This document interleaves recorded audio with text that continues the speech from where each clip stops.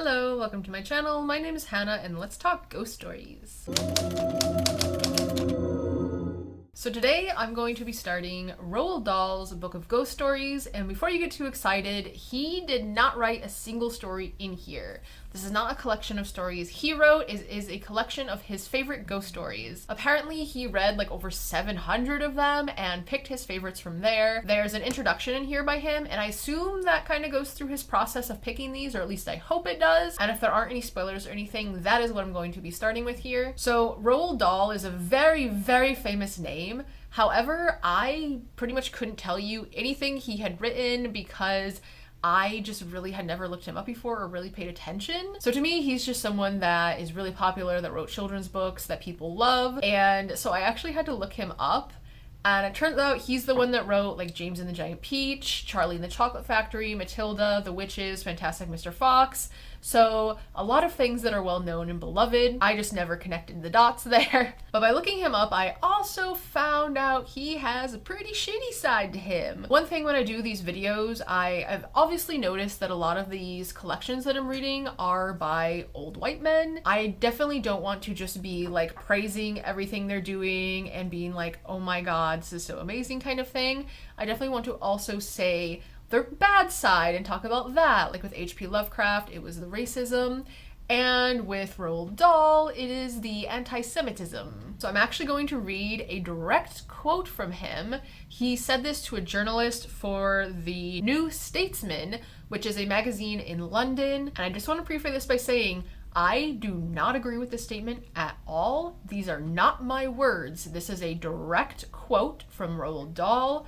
This by no means are my beliefs or anything like that at all. I am just reading a quote that I wrote down on a piece of paper. So he said, "There's a trait in the Jewish character that does provoke animosity. Maybe it's a kind of lack of generosity towards non-Jews. I mean, there's always a reason why anti-anything crops up anywhere. Even a stinker like Hitler didn't just pick on them for no reason."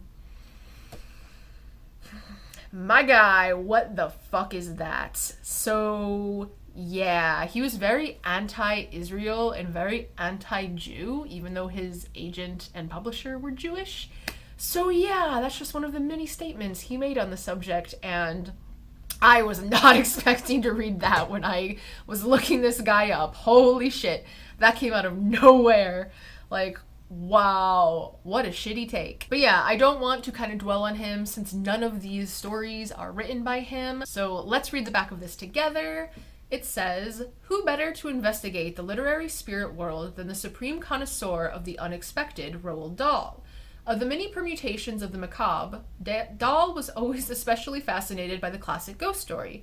For this superbly disquieting collection, he selected 14 of his favorite tales by such authors as E.F. Benson, Rosemary, Timperley, and Edith Wharton." So the stories in here are not in a chronological order. I actually don't understand the order they're in. I don't know if they're in the order that he enjoys them or what. But these are all written from like the late 1800s throughout the 1900s, because this book was published originally in 1983, which Roald Dahl himself passed in 1990, so 7 years before his death. And there's an acknowledgements page on the front here that shows the copyright dates for some of the stories, but not all of them.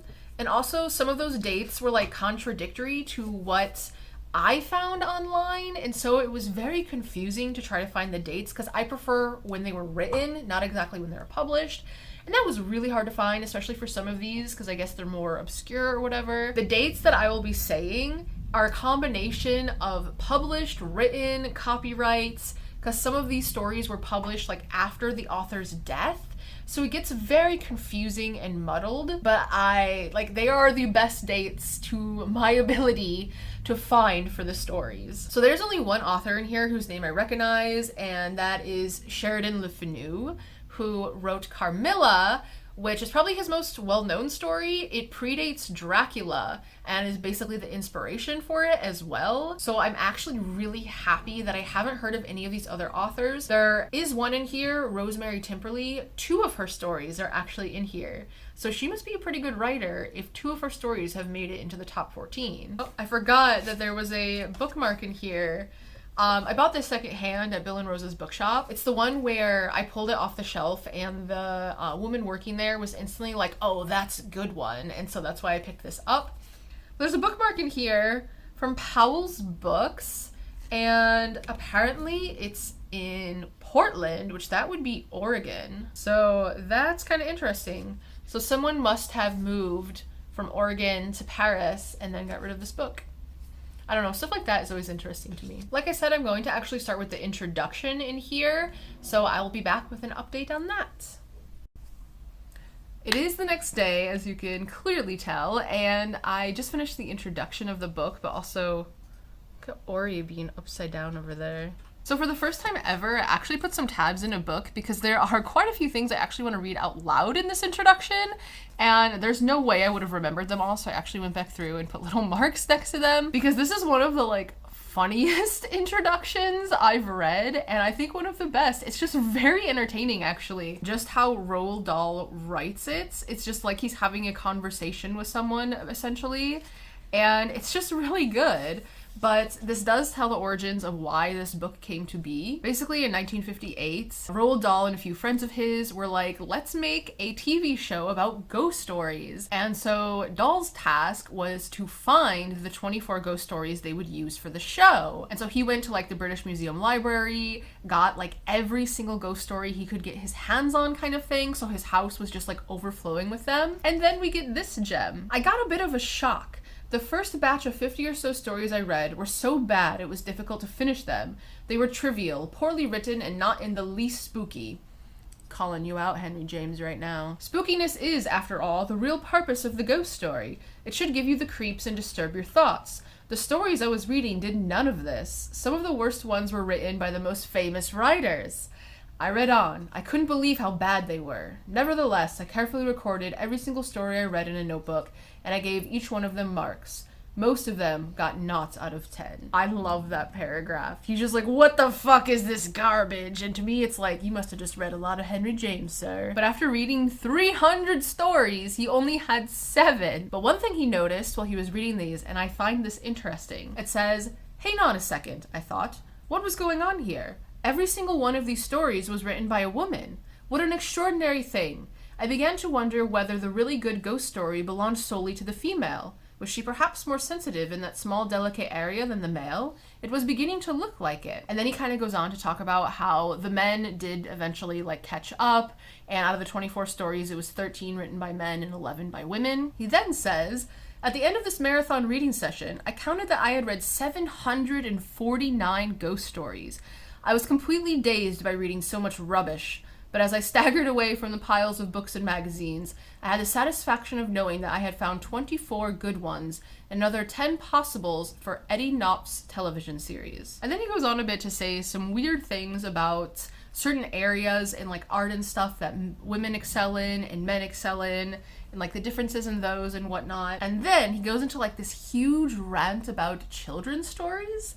It says, I have no doubts at all where women stand when it comes to one of the most important facets of all creative literature. I mean, of course, children's books. You may scream all you like when you read that statement, and I do not say it because I sometimes write children's books myself. I say it because I am convinced that they are one of the most important. All other forms of fiction are written purely to divert and entertain the adult mind. Children's books must also divert and entertain, but they do something else at the same time.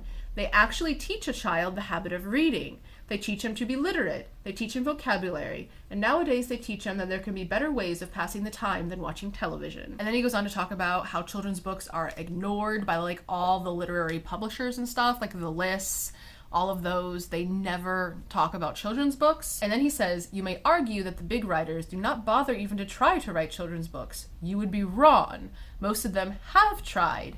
And then he tells a story about how a New York publisher paid a lot of fucking money to have all these big name authors send in a children's story, and then they were going to put it in one publication because they're instant classic, easy peasy, easy money, let's go. And all the authors accepted, and only one of them was passable. So the book was never published because it was that fucking bad. And so after this like long divergence, he says, I have wandered away from ghost stories. I apologize for this, but I have wanted for a long time to have my little say about children's books, and especially to pay tribute to the part that women writers have played in creating the classic literary.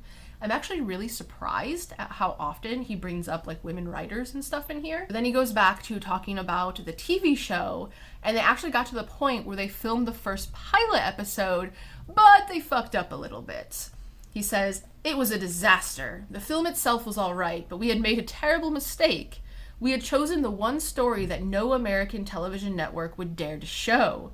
It dealt, you see, with Roman Catholicism, and the whole plot of the story revolves around the fact that a priest must never, under any circumstances, reveal to others what he has learned during confession. So basically the people who they were trying to get to back this project watched this and were like, fuck no. You can see it's a good story, but the sight of it on the television screen would be guaranteed to inflame the hearts of millions of Catholics across the United States. The advertising men and the television bosses who saw the pilot were apoplectic. They threw it out and refused to have anything more to do with our splendid ghost series venture. I have still not quite got over the shock of that rejection, and that is probably why I have not included Alfred Wadham in this collection. So I was left in the end with nothing but a very complete knowledge of the ghost stories of the world. I still have all my notes, 3 large notebooks full of them. So now, some 25 years later, it seems a good idea to put the good ones together in a book. And then he goes on to talk about how ghost stories are very difficult to write, and that he has actually tried in the past but failed, so he definitely understands the nuances and subtlety that goes into a good ghost story. But I really liked that introduction. I thought that was very entertaining, and sorry I had to read so much from it. I thought I had to share that. Like, that was just intriguing. And so that brings us to our first short story in here by L.P. Hartley called W.S. Like, it's literally... So these are also how the chapters are set up, where it has the author name on top. Bigger font is the title, and then it has like this little graphic underneath. So still look at which year this was before I started filming, but I didn't, so I'm gonna have to come back with that. But this story is 12 pages long, and the first sentence is, the first postcard came from Forfar. Not telling us too much there. So I'll definitely probably start reading these today, and I will be back later.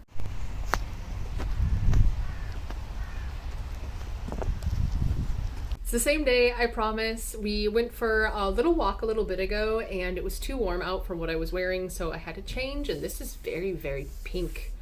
Showing up very, very pink on here. That is weird. But I just finished the first story in here, and I think I'm gonna give it a 3.5.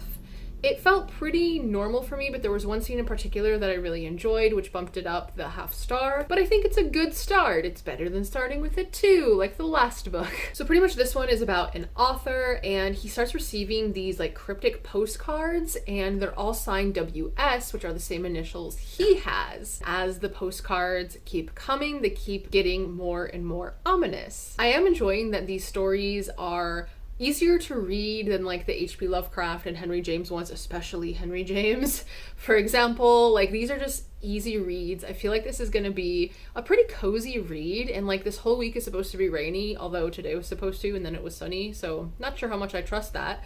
So I feel like this is going to be a really good week to just like curl up and read these. So the next one is by Rosemary Timperley, and it's called Harry, so also a name, and this one is 14 pages long. And the first sentence is, such ordinary things make me afraid. That is definitely a more interesting sentence than the last one. Oh yeah, and also the previous story, it was written in 1954, I believe it was, but it wasn't published until 1973, which was actually after the author's death, and I forgot to look up this one, so let me go look at that real quick. Okay, and the second story is 1955. So I'll probably do at least one more check-in tonight. I just finished the second story in here, and one thing I want to mention is, because it's probably going to come up again, is since these are older stories from like early mid 1900s, some of them are even from the late 1800s, there are some words in here that we definitely don't use today, and my cat is getting on the chair where my camera is. Especially when it comes to mental health, So both the stories so far have had words that we definitely like don't use anymore, you wouldn't see anymore. So I guess kind of content warning for that a bit. So this one I'm actually gonna give a 4. It's kind of 4 to 4.5 kind of thing. And it's basically about these parents who have an adopted daughter named Christine. She's 5 years old, and right away in the beginning of the story, she's basically talking to a ghost that she can see in a rose bush. The mom gets increasingly worried as time goes on because this little girl just will not stop talking about this kid. And I'm actually gonna read the first paragraph of the story because I thought it opened really well. So the first sentence was such ordinary things make me afraid. Sunshine, sharp shadows on grass, white roses, children with red hair, and the name, Harry. Such an ordinary name. So since this author has another story in here, I'm really looking forward to reading that one because this one was just perfect. It was like the quintessential ghost story. It's something that we've seen, like the plot in this one in particular is something that we've definitely seen multiple times, but like this one was written in the 50s, so I don't know if this in particular inspired stuff. It's familiar and like it kind of gives me chills a bit, and that's what I've been looking for in ghost stories and have been unable to find until now. So if her second story in here is just as good, I think she's definitely an author I'm gonna have to look up and see what else she's done, kind of thing. So the next story is from 1926. It's by Cynthia Asquith, and it's called The Corner Shop. It's 16 pages, and the first sentence is, Peter Wood's executors found their task a very easy one. So that doesn't tell us much there. But so far I'm very happy with this. I think I finally have a good one on my hands. Just definitely need to get the bad taste out of my mouth of the past 2 books that I've read. And pretty much right now, it's about dinner time, but I'm roasting garlic. I'm waiting for that. It takes an hour in the oven, so I'm probably gonna actually read another one.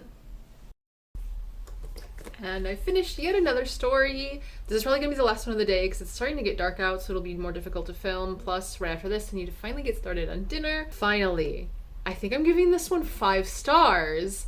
And I just really enjoyed it, and Torty is going crazy in the cat tree. So this is about a guy who is just kind of walking. He needs to buy a gift for someone, and he sees this corner shop, goes in, gets what he's getting, and leaves. About a week later, he comes by again and notices that there's a close sign, and is like, oh, that fucking sucks. But for some reason, he tries to open the door anyway, and an old guy lets him in, and he buys this little frog like statue thing, and through a friend he finds out this frog actually has value, and so it ends up being sold at an auction, and he gets some money and stuff.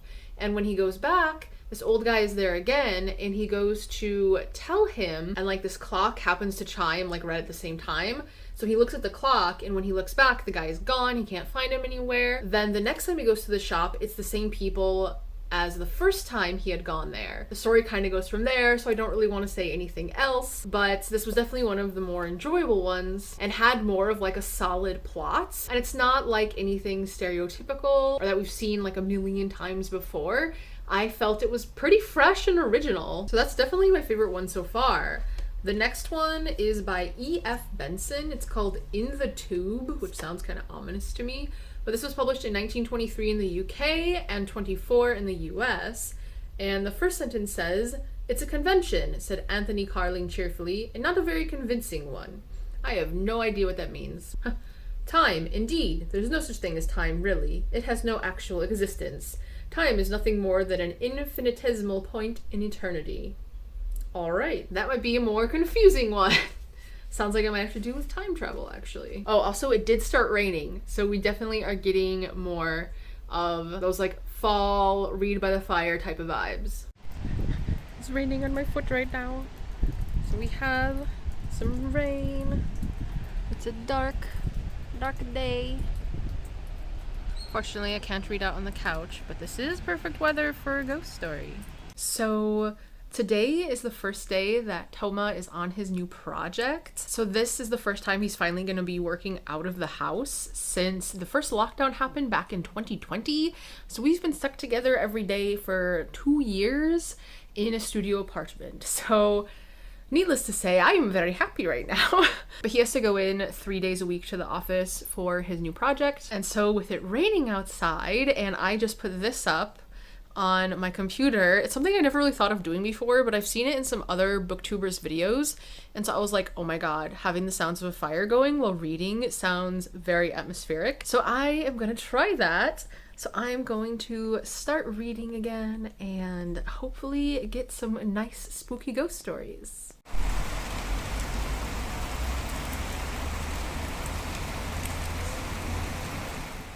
I just finished reading In the Tube, and content warning for this one, it does talk about suicide. And also I found out what In the Tube means. This takes place in London, so it's actually referring to the metro, like the underground trains and stuff. And I mean, I had said time travel, and technically there's time travel in here. The first several pages actually talk about time and how we can only view like the infinite and not the finite. It was a bit hard to understand. Like, I was just not in the mindset to read something fairly complicated, so I was just like, what the fuck is this at first?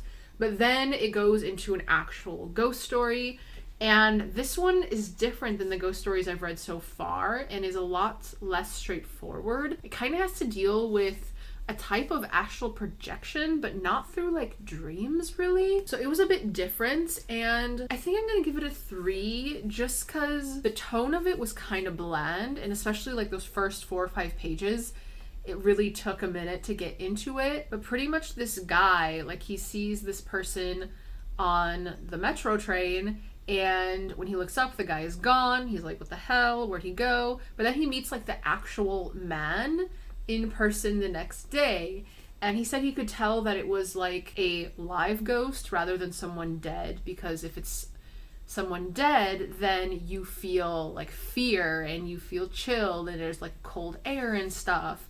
And so it kind of goes on from there. I definitely appreciated the uniqueness of it, but it also felt like it was told in a very like matter-of-fact way with not really much emotion or tension behind it too much, at least not until the very end. So I think a 3 to 3.5 is a pretty good rating for it. The next one is The Other Story by Rosemary Timperley, and this is called Christmas Meeting, which I'm usually not really a fan of Christmas stories, but this will be a Christmas ghost story, so hopefully it'll be worth it. But this one came out in 1952, and the first sentence is, I have never spent Christmas alone before. So I'm wondering if it's going to be a ghost that keeps them company or something. And I always forget to look, but this one has... Oh, okay, so this is actually the 2-page one. I knew there was one story in here that's only 2 pages, and this one's it. So I will be back in just a moment, I guess. I have my phone on my knee, so let's see if this works out. So this one is 5 stars. I don't know what it is about stories that are just 2 pages long, but they are almost always a 5-star read for me. This one does something that isn't exactly new. Like, it's a trope, I guess you could say, that I've seen multiple times before, but it's one of my favorites. So pretty much this woman is just like reminiscing about Christmases past. Someone walks into her room that shouldn't really be there, and that's all I'm gonna say since it's only 2 pages long. But I would definitely look this up and read it. It is one of my favorite types of ghost stories, and it's also one of my favorite theories about ghosts in general. Like, obviously I don't want to say what it is because that would spoil it, but I mean, spoiling a 2-page story also feels weird. But yeah, in my opinion, if you had to only read one story from this so far, I would definitely read that one. So I'm not sure if I'm going to read this next one right away or not. I do have a few more things I need to do around the house, so I might do those first. But let me look up how long this one is before I forget to look it up. Oh, this one's only 9 pages long, so another shorter one. But this is by Jonas, and it's called Elias and the Draug. I'm not sure if I'm pronouncing that correctly. D-R-A-U-G. Oh, I don't know if I'm going to be able to say these names. So the first sentence is, on Kvalholmen, down in Helgeland, there once lived a poor fisherman by name Elias and his wife Karen, who before her marriage had worked in the personage at, Alstedhog.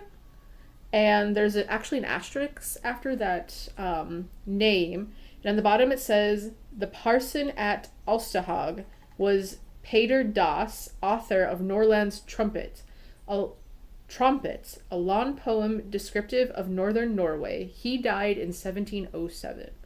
Okay, so I don't know how that's going to be all relevant yet. But yeah, since it's only 9 pages, I might read it now, actually. I think I'm going to do that. So I'll be back in another few minutes. Okay, I'm coming back only like 2 seconds later, actually, because it says, each year there came a child, When they had been married 7 years, there were 6 children in the home. That is insane! That's literally like getting pregnant again the second you have had a child. Like, no thank you. Like, I've been married to Tomaha for 5 years, so that would be like having fucking 4 or 5 children. No. Just no. Alright, so I checked, and the one I just read is from 1902. And unfortunately, it's just 2-star. It's not that interesting. It's pretty much about a guy being angorant? What the fuck is my brain doing? Being arrogant and stupid. And yeah. So it also isn't really a ghost story, but more of a creature story. I'm not really sure why this one was included in here. I find it very odd. Yeah, I'm not really into that one. Basically, this guy like injures what he thinks is a seal, but it doesn't die. It like looks at him very angrily and jumps into the sea, and he sees like the figure of a guy that looks like it has like a harpoon sticking out of the back of his neck. He sees him a few times, but then the years go on and nothing really happens until something does. So this next story is from 1927. It's by A.M. Burrage, and it's called Playmates. And the first sentence is, although everybody who knew Stephen Everton agreed that he was the last man under heaven who ought to have been allowed to bring up a child, it was fortunate for Monica that she fell into his hands, else she had probably starved or drifted into some refuge for waifs and strays. Okay then. Oh, and this one's a bit longer. It's actually 25 pages. I think that's the longest one so far, but I think it probably won't be until tomorrow until I keep reading again. But we'll see, just kind of depends on how quickly I can get some things done around here. I've just been reading in bed a bit. I'm really sleepy, so I thought I would just read until I was sleepy enough to like take a nap. But then I ended up reading the whole story. This one I think I'm gonna give a 3.5. It was more of like a happy ghost story. It's basically about this guy who adopts the daughter of a dude that had died and that he barely knew. Like, basically everyone around him was confused why he adopted this child, but he basically did it as like a sort of experiment, actually, because he isn't gonna like send her to school or anything. She knows how to read and write, so he's just letting her like have access to his library and just read whatever she wants, kind of thing. And she doesn't get to interact with anyone else her age, so he wants to see like how she's going to be if she gets older. So it's a bit bizarre in that aspect. But then they move to this new house, and she starts having these imaginary friends, 7 little girls in a schoolroom kind of thing. And he kind of feels some presence as well, but he doesn't really admit it. And so things kind of happen from there, but not much else really. Like, this is one where there isn't something huge that happens or something like really bad or whatever. So it was just fine in the end. So the next story, I actually looked this up beforehand, is 31 pages and is from, I forgot. I think it's 65, but oh god, how do I do this with one hand? Because I'm just holding up my phone. Okay, so this is by Robert Aickman. It's called Ringing the Changes, and the first sentence is, he had never been among those many who deeply disliked church bells, but the ringing that evening at Hollahaven changed his view. So the Hollahaven I thought was Halloween at first when I saw it coming up, and I got really excited for a second, but that's not what it was. So not sure when I'm gonna keep reading. The daylight goes down really fast here, especially since it's been really rainy and stuff. Like, it's so dark outside right now. So filming when the light is the shit, I don't know. So we'll see. But I did a lot of stuff around the apartment, which is why I'm in bed right now, because my body really hurts and I'm really sleepy. But I'm just glad that I'm still enjoying this book. Like, after having 2 duds in a row, I think I really needed something that was more on the enjoyable side than not. So hopefully we just keep staying on this trajectory. It is now several hours later and I look really freaking tired. Oh my god.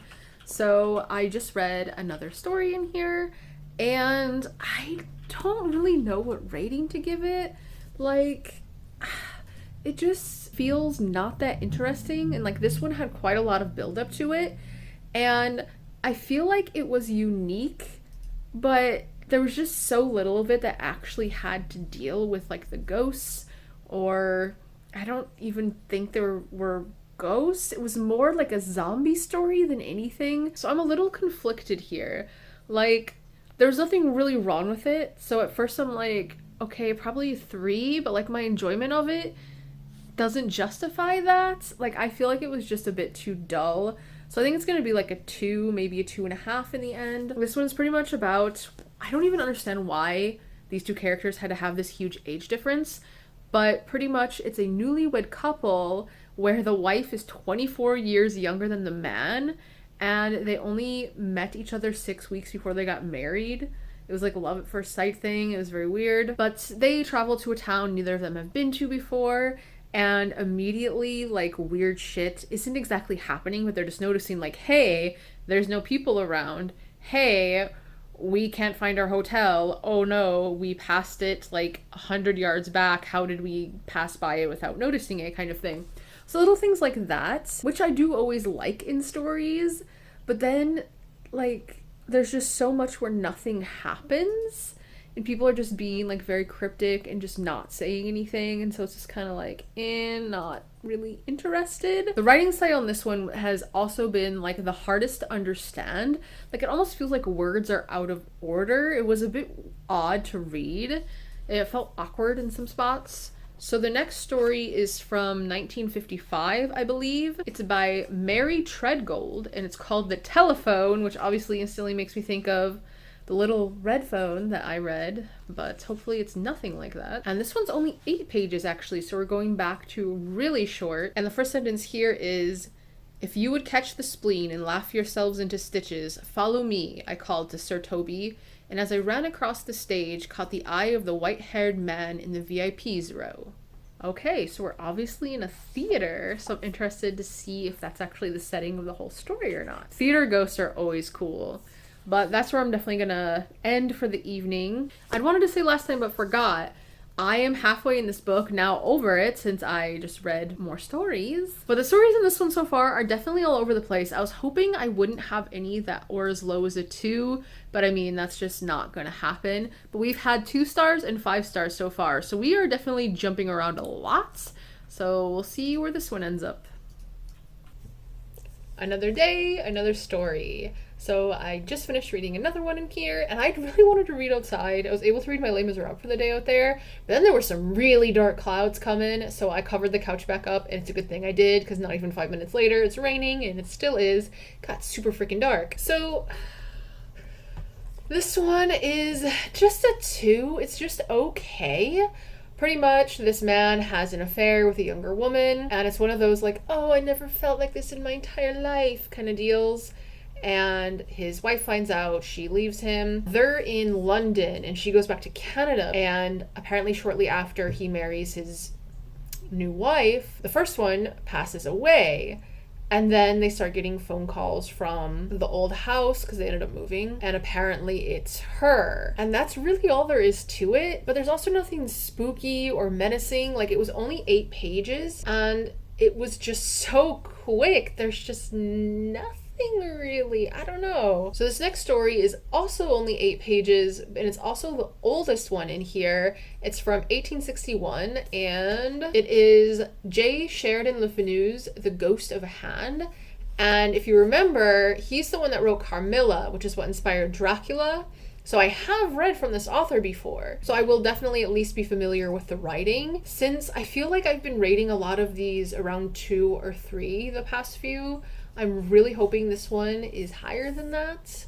So let's find out, I guess. Oh wait, no, I gotta read the sentence first.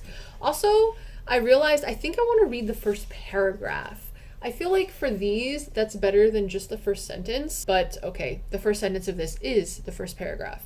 It says, Miss Rebecca Chatsworth, in a letter dated late in the autumn of 1753, gives a minute and curious relation of occurrences in the Tile House, which, it is plain, although at starting she protests against all such fooleries, she has heard what a peculiar sort of particularity. Okay, I feel like that was a bit oddly worded there. So I'm gonna continue reading that one next. Meh, 2.5, I guess, just because the concept's pretty funny. It's basically what would happen if Thing from the Addams family... Addams? What the fuck? Addams family decided to terrorize the family. Like, that's pretty much the entire thing. They keep hearing, like, tapping on the windows, knocking on the doors, and eventually they start hearing that in the house, and they only just see, like, a disembodied hand kind of thing. It was easier to read than the first paragraph made it out to be, though, but I feel like that one was more humorous than anything. So the next story is 17 pages, comes from 1931, and for the author here, it says A.M. Burrage, but then underneath in parentheses, it says X Private X. Like, I'm not really sure what that means, but it's called The Sweeper, and this is a long first paragraph, so I might not read the whole thing. But it says, it seemed to Tessa Wynyard that Miss Ludgate's strangest characteristic was her kindness to beggars. This was something more than a little peculiar in a nature which, to be sure, presented a surface like a mountain range of unexpected peaks and valleys, for there was a thin streak of meanness in her.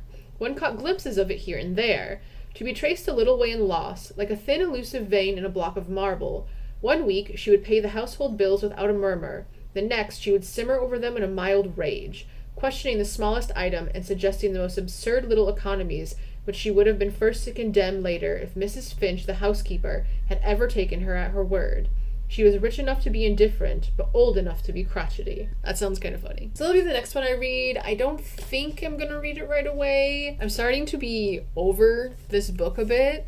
Like, let me look at these ratings. Like, oh god, yeah. It's been a while since I had something above a 3.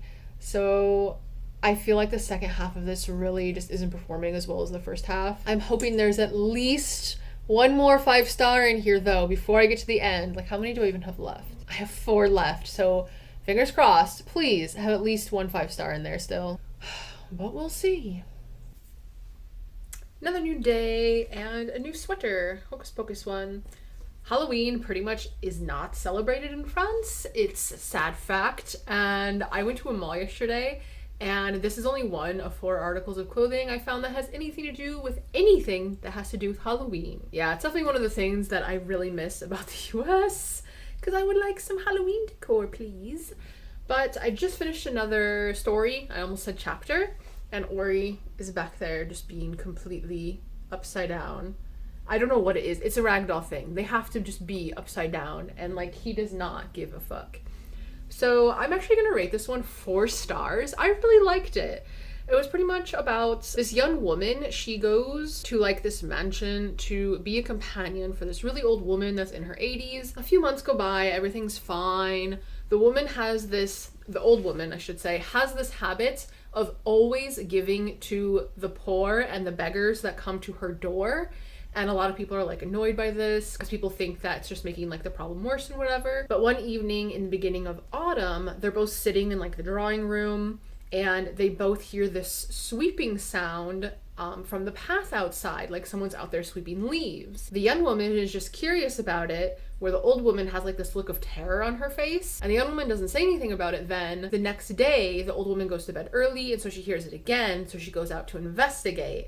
And from there, she finds out the reasoning of why this old woman always gives food to beggars and stuff. I also really liked the writing in that. Who's the author of that one again? Oh, it's the weird one with the parentheses. A.M. Burrage. I'm gonna have to look at more of their stuff, because I really liked how that was written. I thought that was cool. It was one of those where, like, you know where it's going, but even when you get to the end, you still get a little bit of goosebumps. So this next one is called Afterward, and it's by Edith Wharton. It is 17 pages, and it's from 1902, so one of the older ones, and it says, "Oh, there is one, of course, but you'll never know it." That's a little ominous, but I believe there's now only 3 left, so hopefully I can get this done, and if not, I'll be finishing it tomorrow. But right now, I need to go to the grocery store because it's really been raining a lot, and I think now is like a little lull in the rain. So I'm gonna go there while I can, and then I'll probably come back and read more of this. Look at those spaghetti arms. Spaghetti arms. You have so little fucks to give. Curly belly. Big sigh. Sleepy boy. So I was mistaken about this one. It's 31 pages, not 17. I was reading and reading and reading, and I'm like, man, this feels a lot more than 17 pages. And so I double checked, and yeah, definitely a lot more, almost double. So this one, I think I'm gonna give 3 stars. It's like 2.5, 3. The premise of it is actually really interesting. It's a couple that's moving into this new house, and they ask about it being haunted because they think that's some like really cool thing. The people are like, yeah, all the stories say it's haunted, but everyone tells them you don't realize that there's a ghost until long afterward, and they're just like, what the fuck do you mean by that? They move in, like months go by and stuff, and one day the wife encounters in the garden someone asking for her husband, and I can't really say much beyond that because then it would be spoiler, but I felt like this one was longer than it had to be. Like in the beginning when it was talking about the possibility of a ghost and stuff, that was definitely the most interesting part of it, but then the way it actually plays out is just kind of like the ghost really isn't there for most of the story. The way the wife acts too for a good chunk of this is really, really dumb. Like, I really don't understand. So that's why it's just like a 2.5, maybe a 3 for me. Just for more of the concept than anything. Also, I liked the writing at first, but then it just felt like it was describing too much. And I just didn't like the change in it. But now I have 2 left, and like there's barely any pages left. Like this next story is only 4 pages, so I'm definitely finishing this today. But the next story is by Richard Middleton. It's called On the Brighton Road, and I've forgotten which year this is, so I'm gonna have to look that up again. But it says, slowly the sun had climbed up the hard white downs till it broke with little of the mysterious ritual of dawn upon a sparkling world of snow. Okay, this one sounds like it's going to be very descriptive, but it's only 4 pages long, so we'll see how this one goes. Okay, so we finally had another good one. I'm rating this 4 stars, and also it's from 1912. I really don't know what it is about the shorter ones. The ones that are only a few pages long always end up being the best ones in any of these books. I don't understand it. So this one is basically a guy wakes up like covered in snow on the edge of a road. He gets up, shakes himself off, starts walking down the street. It doesn't say why, like where he's going, but he knows like why he's there and walking, and he's like, oh, I probably have like this many miles left. And while he's walking, he encounters a boy who poses the question, how do you know you aren't dead? But I really liked that one. That was neat. It's another one that feels familiar, but is unique enough. And I really liked the writing in that one too. I think, let's see, it was Richard Middleton. That's another author I'm gonna have to look up. I really enjoyed that. So there's only one left. Finally, this one has really felt like it's taken me forever to get through. This is another old one. It is from 1885. I'm not sure how long it is because I don't know how many pages are in this book. Looks like it's 20 pages, and it's by F. Marion Crawford, and it's called The Upper Berth. And it, okay, the sentence in here is literally like nothing. Somebody asked for the cigars. We had talked long, and the conversation was beginning to languish. The tobacco smoke had got into the heavy curtains. The wine had got into those brains which were liable to become heavy, and it was already perfectly evident that, unless somebody did something to rouse our oppressed spirits, the meeting would soon come to its natural conclusion, and we, the guests, would speedily go home to bed and most certainly to sleep. Jesus, you have like 5 words for one sentence and then a million for the next one. Hoping we can end on a really good note here, so fingers crossed. Finally finished! I am really glad that is over, and oh my god, what is happening outside? Interesting. So this very last story, I think I'm gonna give a 3, and I wish it wasn't the last one. Like, I really wish they had flipped the 2, because ending on that really good note would have been amazing. But still, this is like a 3. It was okay. It's basically about this guy that takes a boat across the Atlantic, like pretty often, to where like he has a preference for like specific boats and rooms and stuff. This time he's in a room that apparently is haunted. The last 3 voyages, someone who has slept in that room has been thrown like overboard kind of thing. And it happens to the person in the top bunk on the first night there.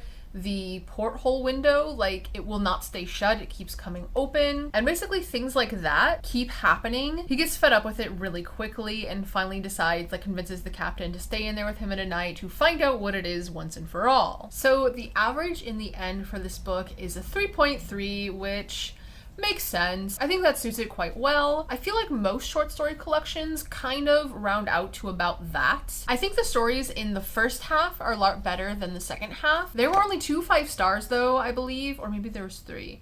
I don't know, I'd have to look again, but they were mostly in the beginning. 2 of them might have been by the same author actually. But overall, I'm glad I read this. I like being exposed to different authors, and especially since the last 2 I read were just one, this was nice to kind of break that up a bit, even though it's still short stories. I think I really have a thing for very short stories where it's only like 2 to 5 pages.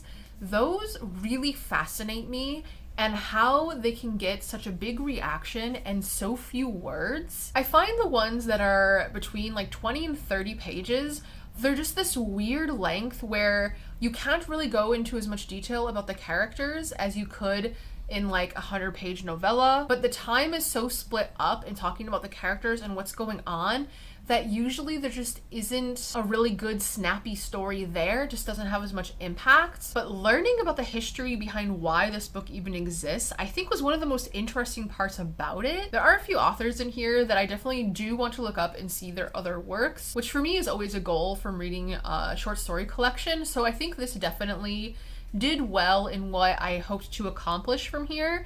And honestly, I'm just glad there was at least one 5-star story in here. So if you're thinking about picking this up, I would recommend it, especially for this time of year. I think it is a cozy read where you could read like 3 or 4 in one setting at a time kind of thing, or you could just read one here and there, like whatever you want to do with it. You don't have to read them in any particular order, especially they're not even in chronological order kind of thing. So I think this book does deliver on the vibes. So thank you for hanging out with me. It is always appreciated. And until next time, bonne journée and au revoir.